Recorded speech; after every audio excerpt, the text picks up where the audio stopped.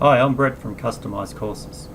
I've been working in the training industry for a while now, both for registered training organisations, you may hear them called RTOs in the formal system, but also too with industry trainers providing courses and workshops that you might want to see.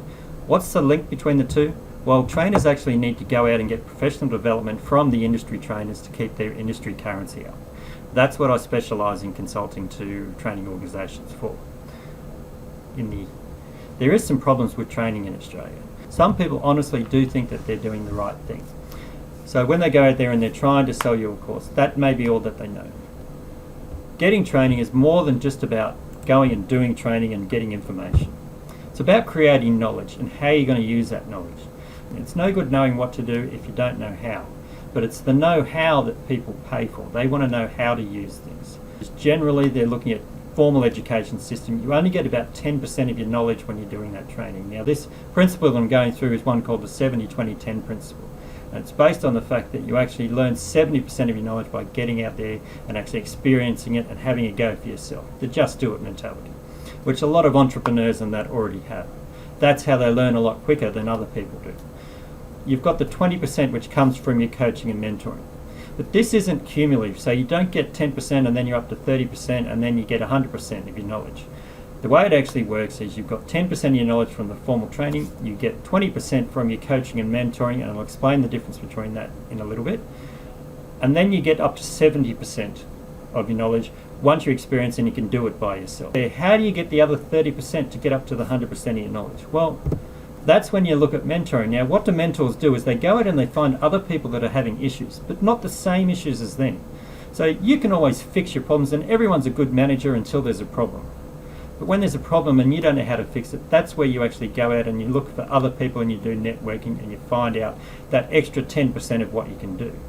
But there's a thing called groupthink. You're getting the same ideas from other people that are in the industry that know what they're doing, so you don't really get any new ideas. So we'll go back to how we can get that new ideas a little bit later on. But mentors generally comes from people come and ask you when you're a mentor, how do I do this, or what would you do in this situation?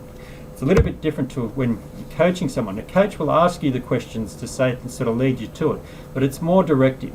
It's more so like you see the coach on a football team, they're sitting there and they're calling out and they're giving you instructions. So it's more instructional, and the flow of information is actually started from the coach, and they should know when you need to jump in and do it because they're trying to prevent the problems from happening.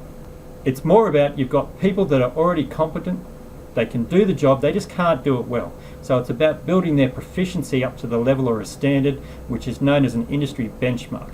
What's the last part? Well, it comes into you get 100% of your knowledge from getting people and talking to people that got absolutely no idea what they're coming. Now, that's where the thing goes, there's no such thing as a stupid question.